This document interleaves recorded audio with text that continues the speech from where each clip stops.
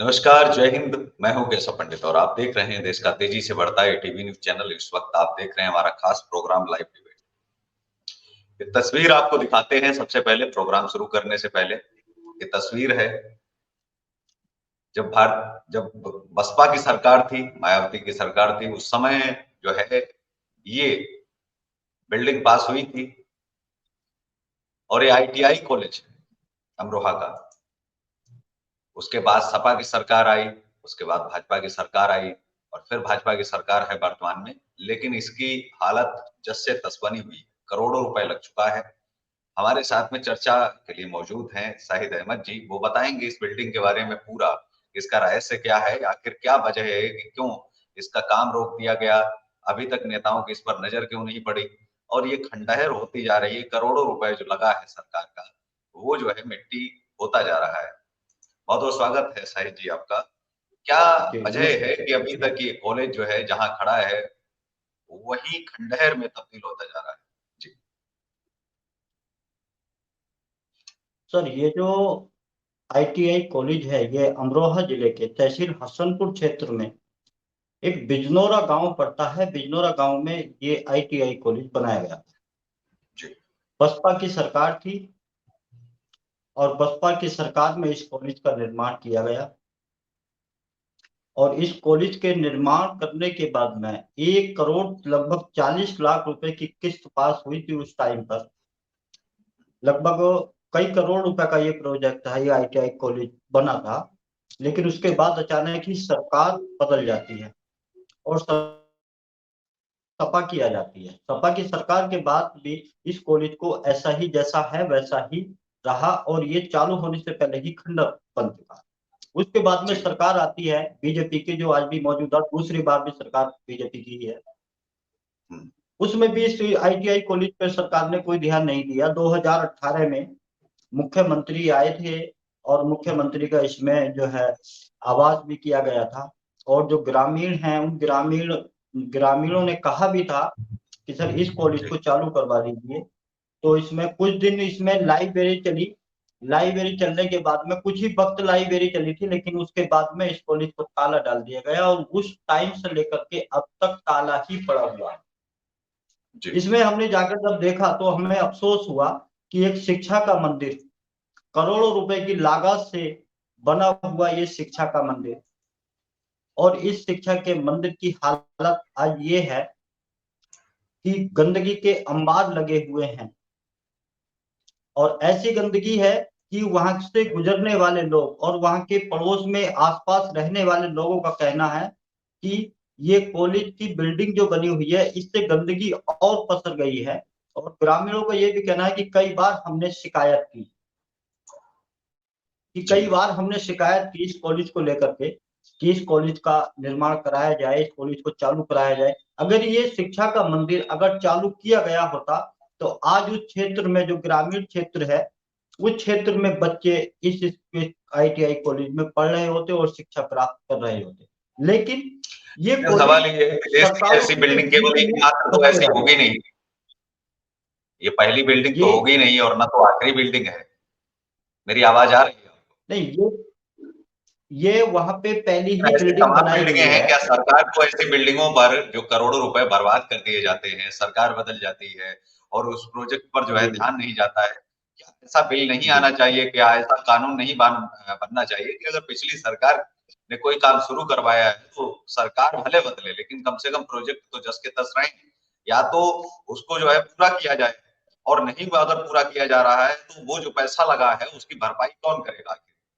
आखिर क्या वजह है कि ऐसे तमाम हजारों प्रोजेक्ट पर जो है, जो पायलट प्रोजेक्ट आते हैं जिन पर करोड़ों रुपए जो है जनता के टैक्स का लग जाता है, जनता के खून पसीने की कमाई लगा दी जाती है और साथ ही ये जो जनता का पैसा है वो अपने दूसरे कामों में तो ये लोग लगा लेते हैं, लेकिन जो पिछली जी सरकारों के जो अधूरे प्रोजेक्ट हैं उनको आगे बढ़ाने में इनका कोई जो है इंटरेस्ट नहीं रहता है ना। ये जो है आगे बढ़ते हैं ना, उन पर कोई अगर गलत है तो जांच बिठाइए, अगर सही है तो फिर उसको आगे बढ़ाइए। जी। जी। तो इसमें ऐसा है कि ऐसा नहीं है कि सरकार को पता नहीं है, सरकार नजरअंदाज कर रही है। क्योंकि यहाँ के जो विधायक हैं, जो बीजेपी के विधायक हैं, क्षेत्र के विधायक हैं, वो विधायक भी कुछ गांव में कई बार आते जाते हैं और ऐसा नहीं है कि नजरअंदाज हो या वो जानते नहीं हो। इस कॉलेज को जानते हैं, देखा भी है, कोई प्रोग्राम वहां पर होता है तो इसकी सफाई करके उसमें जो है ना, उसमें रुकने का भी इंतजाम किया जाता है। लेकिन जब कॉलेज को चालू कराने की बात आती है, इस बिल्डिंग में जो काम अधूरा है उसको चालू कराने की बात आती है, तो इन लोगों को सांप सूंघ जाता है। क्योंकि कहीं ना कहीं ये लगता है कि ये बसपा सरकार ने बनवाया था तो हम इसमें काम क्यों कराएं। लेकिन ये सरकार ये नहीं समझ पा रही है कि ये शिक्षा का मंदिर है। जब आप एक शिक्षा के मंदिर को ही सही तरीके से चालू नहीं कर पा रहे हो तो जनता के लिए आप करते क्या हो। सरकारें कहती हैं कि हमने ये विकास कराया, हमने वो विकास कराया। सबसे ज्यादा जरूरी जो विकास होता है वो शिक्षा का विकास है। आपने शिक्षा पे काम ही नहीं किया। अगर आज शिक्षा पे काम किया होता तो ये बिल्डिंग खंडर बनी हुई नहीं होती। ग्रामीण बहुत ज्यादा परेशान है क्योंकि वहां का जो क्षेत्र है देहाती क्षेत्र है, और वहां से जो बच्चे हैं पढ़ने, कोई दिल्ली जाता है, कोई मुरादाबाद जाता है, कोई कोई बरेली जाता है, कोई लखनऊ जाता है। जब आईटीआई कॉलेज क्षेत्र में है तो वो बच्चे क्यों बाहर जाएंगे, बाहर क्यों मुरादाबाद, बरेली या दिल्ली या लखनऊ क्यों जाएंगे। लेकिन इन सरकार ने बिल्कुल ये नहीं सोचा कि शिक्षा के मंदिर में इस तरीके से इसको खंडर बनाना चाहिए, क्योंकि जनता की खून पसीने की कमाई से ये कॉलेज बना हुआ है। उस वक्त जो विधायक थे, उन विधायक का भी यही कहना है कि मेरा सपना था कि मैं यहाँ पे एक आईटीआई कॉलेज जनता को दूं, जिससे कि ग्रामीण जो किसानों के बच्चे हैं वो इस आईटीआई कॉलेज में पढ़ लिख कर अपना अपनी लेकिन इस शिक्षा को आईटीआई ग्रहण। कॉलेज को इस पर आवाज उठाने के लिए बसपा भी तो नहीं आगे आ रही है कि बहुजन समाज पार्टी है। कभी किसी समय में जो है उत्तर प्रदेश के अंदर जो है बहुत रसूख वाली पार्टी हुआ करती थी। उनकी जो मुख्यमंत्री जी है वो कई बार जो है वहां मुख्यमंत्री भी रही हैं, मायावती जी। और मायावती जी ने काम भी जो है बहुत सारे अच्छे किए हैं। और उसके बाद में बहुजन समाज पार्टी के जो अधूरे प्रोजेक्ट हैं उनको अभी लेकर के रुकिए। बहुजन समाज पार्टी खुद क्यों नहीं बोलती है? क्या ये अधूरे प्रोजेक्ट बहुजन समाज पार्टी के लोगों ने ही जानबूझ करके नेताओं ने रखे हैं? अगर नहीं रखे हैं तो इस पर उनको खुल करके बोलना चाहिए, बेबाक बोलना चाहिए और खड़े होना चाहिए। कभी आपने देखा है कि कोई आंदोलन किया है और उन्होंने कहा हो कि अधूरा प्रोजेक्ट जो है वो मायावती जी का है, इसको जो है सरकार को पूरा करना चाहिए। ऐसी कोई न्यूज कभी आई क्या निकल करके? आप वहाँ स्थानीय आपने कभी देखा है? लेकिन सर ऐसा ऐसा है सर, आप देखते हुए आए हैं, आपने देखा भी है कि जो पिछली सरकारें होती हैं, जो पिछली सरकारें जो अपना काम बीच में छोड़ देती हैं तो आने वाली सरकार उस काम को नहीं कराती। और ऐसा नहीं है कि मायावती जी को पता ना हो, मायावती की जो सरकार में जब बना है तो उनको करना चाहिए था, उनको विरोध करना चाहिए था, इस कॉलेज के लिए एक लड़ाई लड़नी चाहिए थी। अगर आपने जनता के लिए कराया है, अगर जनता के लिए ही अगर इस शिक्षा के मंदिर को बनाया था तो आपको लड़ाई लड़नी चाहिए थी। लेकिन यहाँ पार्टी का कोई भी नेता, बहुजन समाज पार्टी का कोई नेता या समाजवादी पार्टी का कोई भी नेता जो विपक्ष में बैठे हुए ये इस आवाज को उठाने के लिए तैयार ही नहीं है। क्यों? क्योंकि ग्रामीण क्षेत्र है, ये किसानों को बेवकूफ समझते हैं, क्योंकि किसानों का पूरा क्षेत्र किसानों का है। और उस किसानी क्षेत्र में ये लोग किसानों को बेवकूफ बना करके वोट हथियाने लगते हैं। अब जैसे लोकसभा का चुनाव आ रहा है, लोकसभा के चुनाव में बड़े बड़े वादे होंगे, इस कॉलेज को, आईटीआई कॉलेज को भी चालू कराने की बात कही जाएगी। हर पार्टी वहां पे पहुंचेंगी क्योंकि वहां पे जो जो वोट है, गुर्जर समाज का वोट बहुत ज्यादा है। तो इसलिए वहां पे हर पार्टी के लोग जाएंगे, हर पार्टी का नेता जाएगा। जो पहले भूल चुका था उसको भी आज आईटीआई कॉलेज याद आने वाला है, क्योंकि ये लोग नहीं समझ पाते हैं, इन्हें सिर्फ अपनी राजनीतिक रोटियां सेकने से मतलब होता है, ना ही कि शिक्षा पे, ना कोई शिक्षा पे काम होता है, ना ही शिक्षा पे आवाज उठाते हैं। हाँ, अगर कोई और मामला हो तो उसमें ये पार्टी वाले जो जो समाज बहुजन समाज पार्टी और समाजवादी पार्टी ये धरने पर उतर आते हैं। लेकिन यहाँ सवाल ये है कि आईटीआई कॉलेज पे जो विपक्ष में बैठी हुई पार्टियां हैं, क्या ये इस पे धरने के लिए नहीं उतर रही? अगर आप उस पे सरकार पे, मौजूदा सरकार पे अगर दबाव बनाओ तो हो सकता है कि इस जो आईटीआई कॉलेज है, इस आईटीआई कॉलेज की कायाकल्प हो जाए। और सर मैं एक बात और कहूंगा, क्योंकि हमारे जो इस क्षेत्र में नहीं, पूरे दुनिया में, पूरे हिंदुस्तान में जो पत्रकार हैं, जो पत्रकार इधर उधर भागे फिरते हैं, ये बेफालतू की खबरें लिखना और दौड़ना और यूट्यूब पे चैनल चलाना, ये सारी चीजें, ये इन पत्रकारों को ये खबर क्यों दिखाई नहीं देती, ये आईटीआई कॉलेज क्यों दिखाई नहीं दे रहा है? क्या अगर ये पत्रकार, अगर मीडिया चाहे तो क्या इस पे आवाज नहीं उठाई जा सकती? लेकिन नहीं, हर मीडिया वाला, हर पत्रकार सिर्फ अपना सोचता है।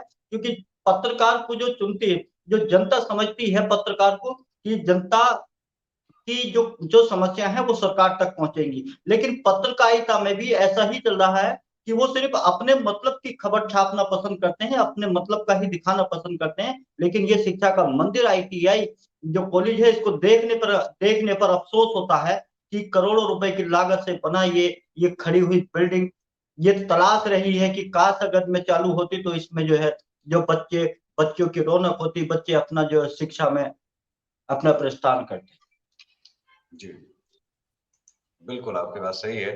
लेकिन इसी को लेकर के अगर जो और लोग ये कह देते हैं कि हमने ये चीज़ नहीं शुरू की, लेकिन इस तरफ जो है ध्यान बसपा के लोगों का क्यों नहीं जाता है? विपक्ष की बात छोड़ दीजिए, क्योंकि विपक्ष में तो ये भी कहा जाएगा, विपक्ष में तो समाजवादी पार्टी भी है, विपक्ष में तो कांग्रेस भी है और भी तमाम पार्टियाँ हैं, जो छोटे-मोटे दल हैं। लेकिन जो खास करके जो जिम्मा है अधूरे प्रोजेक्टों को आगे बढ़ाना और सरकार से लड़ कर के जो है उनको ये बताना है कि हमने ये काम जो है अपने दौर में किए, तो ये जो है उन पार्टियों के काम होने चाहिए, ताकि जो है जो जमीनी स्तर पर लोग हैं वो ये जान सके कि ये प्रोजेक्ट किसका था और ये अधूरा जो है वो किस लिए छोड़ दिया गया। ये भी है, सर मैंने लेकिन वही साथ ही स्थानीय पत्रकारों की भी कहीं न कहीं जो है, जो मीडिया का भी एक काम रहता है, कि ऐसी चीज़ों को जो है बार-बार उठाएँ, ताकि लोगों के बीच में संज्ञान में सरकारें ले। अगर कहीं सरकार जो है भटक रही है, भूल रही है, सही रास्ता दिखाना भी तो पत्रकारों का काम है।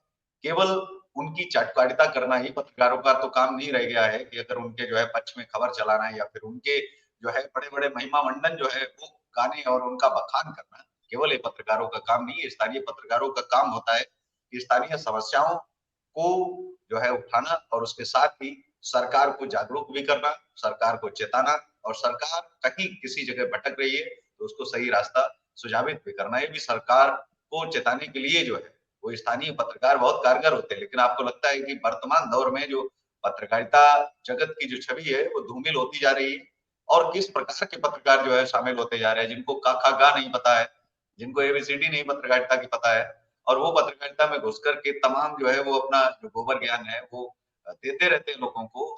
और जिस तरह की उनकी पत्रकारिता है, उनकी मानसिकता को लेकर के ऐसा लगता है कि ऐसे जो है ये विक्षिप्त लोग हैं, इनको आगरा के जो है मानसिक चिकित्सालय में इनको भर्ती करवा कर के इनका इलाज करवाना चाहिए, ताकि इनका दिमाग सही हो सके। वो तो मैं ये कहता हूँ कि उनके अंदर तो जो है विद्वता वाले गुण या पत्रकारिता के गुण तो आप छोड़ दीजिए, उनके अंदर जो ठीक-ठाक जो है, जो इंसान है, उसके भी गुण नहीं मौजूद हैं। जी। सर हमने हमने इसकी आवाज सबसे पहले हमने हमारे ATV ने आवाज इसकी सबसे पहले उठाई थी, क्योंकि हमारे सिर्फ एक दैनिक जागरण अखबार में खबर इसकी सबसे जो पहले लगी है, उससे पहले हमारी खबर खबर चल चुकी थी, उसके बाद में दैनिक जागरण में लगी, और दैनिक जागरण में और हमने ही ये मुद्दा उठाया हुआ है। और इस मुद्दे को हम तब तक उठाते रहेंगे जब तक सरकार को लग ना जाए कि शिक्षा का मंदिर है, इसमें काम होना चाहिए। क्योंकि शिक्षा का मंदिर की ऐसी दशा, आप कहते हो कि मंदिर में मंदिर बनाना चाहिए, मंदिर में पूजा होती है, तो ये भी तो सर एक शिक्षा का मंदिर ही है, जिसमें कि बच्चे पढ़ बिल्कुल। लिख कर कोई IAS बनता है, कोई PCS बनता है, कोई बड़े बड़े ओहदों पर जाकर बैठते हैं। तो ये भी तो एक शिक्षा का मंदिर ही है, जहां से हमें अच्छाई और बुराई का पता चलता है। लेकिन जी। पार्टियां सिर्फ वोट बटोरने में लग जाती हैं। पार्टियों को नहीं पता है कि विकास, उनको जानते हैं कि विकास कहाँ होना है, लेकिन विकास के नाम पर 0/0 पार्टी, क्योंकि जो भी सरकार आती है वो सिर्फ अपना ही विकास करती है, ना ही कि क्षेत्र की जनता का विकास करती है। जी, निश्चित तौर पर ये बिल्कुल आपने जो है सही कहा है कि विद्या भवन को केवल जो है भवन तक न सीमित रखा जाए, उसको खंडहर में तब्दील अगर कर दिया जाए, तो ये सरकारें कुछ भी कर सकती हैं। चाहे 47 से जब से देश आज़ाद हुआ है तब से लेकर के आज तक केवल ये एक उदाहरण नहीं है, ऐसे तमाम उदाहरण मिल जाएँगे, और शायद पता नहीं कितने वर्षों तक ऐसे उदाहरण मिलते रहेंगे, जब तक कि इन सरकारों पर भी जो है कोई बड़ा कानून नहीं आएगा, कड़ा कानून नहीं आएगा, कि सरकारों पर भी कोई एक्शन लेने की प्रतिक्रिया हो, ताकि सरकारें सतर्क हों, उनके प्रतिनिधि सतर्क हों, और सतर्क प्रतिनिधि ही इस देश का भला कर सकते हैं। जागृत प्रतिनिधि ही इस देश का भला कर सकते हैं। जो सोते रहते हैं, उस गली से गुज़र जाएँगे, लेकिन उनको ये नहीं पता चलता है कि इस गली में कितने गरीब रहते हैं। लेकिन वो जातियाँ जानते हैं कि किस घर में कितनी जाति का वोट है। लेकिन किस घर में कितने गरीब हैं, किस घर में व्यक्ति के पास आटा नहीं है, ये उनको नहीं पता होता है। गाँव के लोगों को राशन कम मिल रहा है, ये उनको नहीं पता होता है। केंद्र की योजनाएँ, सरकार की योजनाएँ उनको मिली हैं या नहीं मिली हैं, वो उससे लाभान्वित हो रहे हैं या नहीं, ये उनको नहीं पता होता है। ऐसे प्रतिनिधि जो जातियों की तो गणना जो है कर लेते हैं, लेकिन वो प्रतिनिधि वो जिस जाति से आते हैं उस जाति के रेपिस्टों की संख्या गिनती करवाना या उस जाति के जो है 302 के कातिलों की जो है संख्या, उनके पास वो डेटा नहीं मिलेगा। जेल में कितने बंद हैं उनकी जाति के, लेकिन उनको अपनी जाति के वोटर दिखते हैं कि हमको वोट मिल जाए, जीत जाए और उसके बाद में हम हाथ जोड़ के फिर निकल जाए। 5 साल मुलाकात तो करनी नहीं है क्योंकि एक बार ही हाथ जोड़ने हैं। लेकिन आज की जो दिशा बदल रही है, जो सबका साथ सबका विकास और फिर सबका एक साथ ही सत्यानाश और या फिर सीधा संन्यास, तो बहुत सारी चीजें जो चल रही हैं उनको देख करके आपको क्या लगता है वर्तमान मौजूदा सरकार में? सर, मौजूदा सरकार इस टाइम जो है ना, मौजूदा ही सरकार नहीं, विपक्ष में जो पार्टियां हैं वो भी इस टाइम लोकसभा चुनाव में लगी हुई हैं। सिर्फ उनको ये लगता है कि बस किसी तरीके से हम चुनाव जीत जाएं, और अब तो ये बड़े बड़े वादे करेंगे। मैंने आपसे अभी पहले भी कहा था कि जब चुनाव आता है तो इनके वादे निकल करके आ जाते हैं। ये बिल्कुल भगवान बनने के इरादे से जो है ना चुनाव प्रचार करते हैं और इतने इतने बड़े वादे करते हैं। मैं आज भी मैं आपसे कहता हूं कि ये जो पत्रकारिता है, ये पत्रकारिता मीडिया मीडिया बंधु अगर वहां पर जाकर के देखें तो यकीनन उस बिल्डिंग को देख करके रोना आता है। जी। और रही बात विकास की, लेकिन तो एक सर बिल्डिंग विकास, इसका पूरा जो प्रोजेक्ट है वो कितने रुपए का था? कितनी लागत का था प्रोजेक्ट? सर ये इसका तो लगभग 3 करोड़ रुपए के आसपास इसका जो है प्रोजेक्ट। मतलब 3 करोड़ कुल अगर इसका पूरा पैसा लग जी, जाता तो ये 3 करोड़ इसमें, में हाँ, कंप्लीट तैयार हो जाता। इसमें जो ये मैं पहली आपको किस्त का एक डेटा मैं इस, आपको बताता हूँ जिसका खर्चा जो है, कांग्रेस पार्टी की एक भारत जोड़ो यात्रा निकली थी, हालांकि 2.0 है, दूसरी और यात्रा निकलने जी की जी तैयारी जी में। उसका एक दिन का जी खर्चा पता है आपको? आपको जी एक दिन का अंदाजा है कि कितना खर्चा हो रहा होगा? एक दिन का खर्च आ रहा था 20 करोड़ रुपए, 20 करोड़, जिसमें जी कोई भला नहीं किसी का, एक पैसा किसी की जेब में नहीं जा रहा। 20 करोड़ रुपए प्रतिदिन का खर्च राहुल गांधी जी की यात्रा पर आ रहा है। 20 करोड़, और वो यात्रा 180 दिन चलती है, 6 महीने। 180 दिन में 20 करोड़ के हिसाब से कितना हो गया? लगभग 4000 करोड़ के आसपास। चार मतलब हजार 4000 करोड़ करोड़ के आसपास हो गया। अगर हम इसमें एक यही अगर यूनिवर्सिटी की हम बात कर लें या आईटीआई कॉलेज की बात कर लें, अगर हम कॉलेज अगर ऐसे देखें 3-3 करोड़ के, 2-2 करोड़ के, सही मायनों में तो एक कॉलेज जो है वो 1 करोड़ से 2 करोड़ रुपए में तैयार हो जाता है। 2 सीआर से 3 सीआर तक जो है इसमें लगता है। लेकिन अगर 2 करोड़ में भी अगर तैयार हो रहा है और उसको सही ढंग से अगर बनवा रहा है कोई, तो आप ये देखिए कि 10 कॉलेज एक दिन में तैयार किए जा सकते हैं। 10 कॉलेज, 20 करोड़ रुपए जो लग रहा है उससे 10 कॉलेज एक दिन में तैयार किए जा सकते हैं। 6 महीने में 180 कॉलेज इस देश को दिए जा सकते हैं। इतना पैसा सत्यानाश होता है इन नेताओं की रैलियों पर। जो भाषण राहुल गांधी जी देना चाहते हैं, अपना एक चैनल भी तो खोल सकते हैं, वहां से भी तो भाषण दिया जा सकता है, पूरा देश सुन ले कि आप लाना जी क्या जी चाहते हैं। आप अपने जो है एजेंडे में आप शामिल कर लें कि आप लाना क्या चाहते हैं। आखिर आप देश को क्या बताना चाहते हैं? क्या ऐसी नई चीज यात्रा से आपके चरण पड़ेंगे वहां पर जो है पावन रजब लोगों को मिल जाएगी, और अब कौन सा अवतार है ईश्वर के कि आप जो है आपके चलने से ये चीजें हो जाएंगी? आप हार रहे हैं तो आप इतना पैसा खर्च कर रहे हैं। अगर यही पैसा जनता के कामों में अगर हितों में खर्च हो तो आप सोच के देखिए कि कितना भला होता। अगर 180 कॉलेज इनके पहले अगर बन गए होते तो देश में आता कि कांग्रेस ने 200 कॉलेज जो है वो अपने पैसे से, डोनेशन के पैसे से इस देश को दिए हैं। और अगर आप सरकार लाएंगे तो हम 2000 कॉलेज भी दे सकते हैं। तो ये संभव है? क्या ये मुमकिन है कि इस तरह की कार्यों को भी विपक्ष जो है वो देखे, या फिर पैसा लगातार उड़ाता जाए जो उन्होंने कमाया है 70-75 सालों में जो कमा करके रखा है? उनके घरों से 350 करोड़ 400 करोड़ निकल रहा है।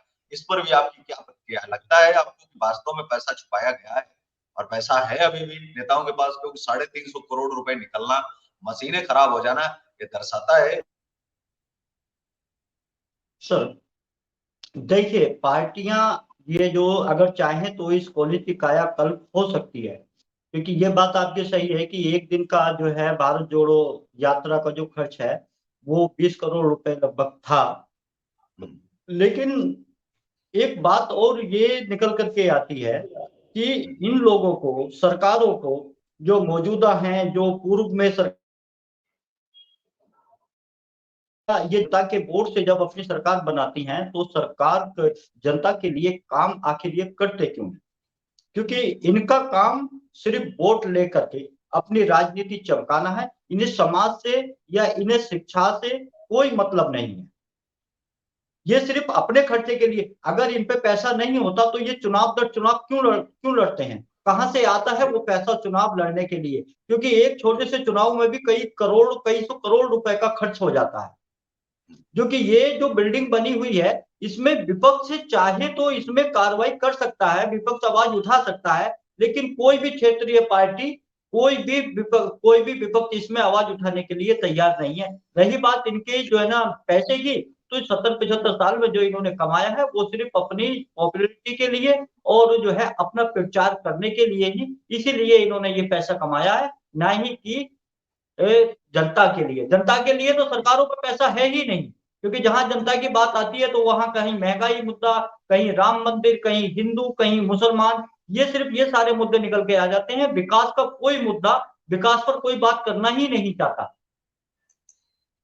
अब आगे हम इस कॉलेज की पूरी डिटेल हम आपको निकाल कर देते रहेंगे और जनता के सामने इस कॉलेज को हम बिल्कुल, हम बार बार लोगों की आवाज को उठाने का भी पूरा इसलिए प्रयास करेंगे ताकि वो जिंदा रह सकें और पत्रकारिता में भी लोगों को ये जान सके कि कितने लोग जिंदा हैं, इसलिए आवाज उठाना भी जरूरी हो जाता है। तो आज के इस कार्यक्रम में बस इतना ही। हमारे साथ आज चर्चा में मौजूद थे शाहिद अहमद जी, और जिन्होंने पूरी बात जो है रखी कि इस कॉलेज की जो है जांच भी होनी चाहिए, और दूसरा साथ ही विपक्ष को ये आवाज जरूर उठानी चाहिए कि उनके दौर का प्रोजेक्ट आखिर क्यों जो है इतना खस्ता हाल है, क्यों खंडहर बनता जा रहा है, और उनकी पार्टी खुद भी खंडहर होती जा रही है, उनके नेता भी जर्जर हो चुके हैं। तो उनको कम से कम सोचना चाहिए कि डूबती नाव वो तिनके का सहारा होता है। वो ऐसे तिनके तमाम पड़े हैं, लेकिन उन तिनकों का सहारा लेने की कोशिश तो विपक्ष को करनी ही चाहिए। तो इस कार्यक्रम में बस इतना ही। हमें दीजिए इजाजत। नमस्कार, और आप देखते रहिए देश का तेजी से बढ़ता एटीवी न्यूज चैनल। जय हिंद, वंदे मातरम।